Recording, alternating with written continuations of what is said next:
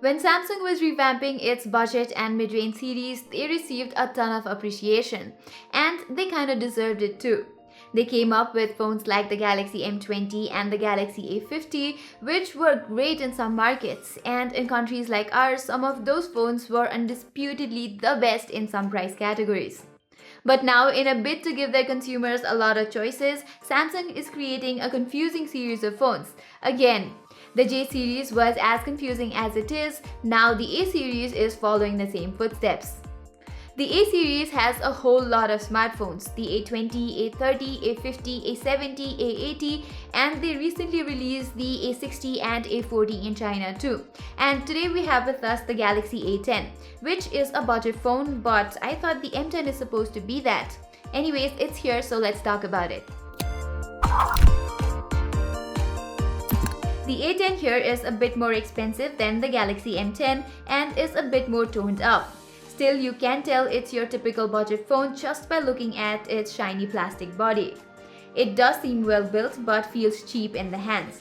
Of course, that is to be expected from a phone that costs so less. There is nothing worth mentioning about this phone. Nothing really stands out except for this awkward speaker placement at the back, and in my opinion, this is a very poor design choice. Also, with a body such as this, it's easy to get your finger smudges all over it. Up front, the display is no hoot either. You get a standard HD Plus display in an IPS LCD panel, but for the price, it's okay. Colors are slightly washed out, but it does have a warm tone all over at the same time. Also, the display can go from very low to very bright, but it's not enough for good sunlight legibility. There is an adaptive brightness feature here, but that does not work very well, so I turned it off most of the times. And talking about the performance, let's just say that it won't let you down. It is smooth enough and tries to run everything you throw at it. The Exynos 7884 chipset is a lot better than what you got on the M10.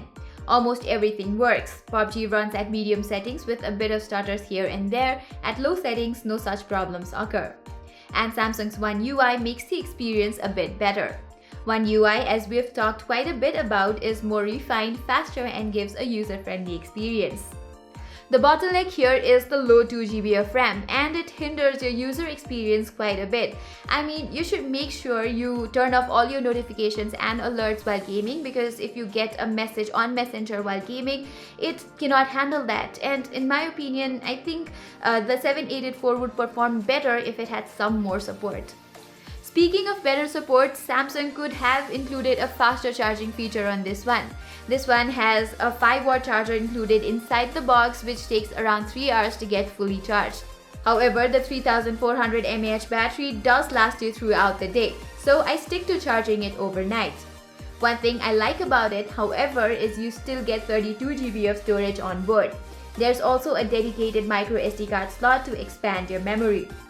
Talking about the extras, you get Bluetooth 5.0 version, but you don't get a 5 GHz Wi-Fi support and also no gyroscope. And since this is a budget phone, it also lacks a fingerprint sensor.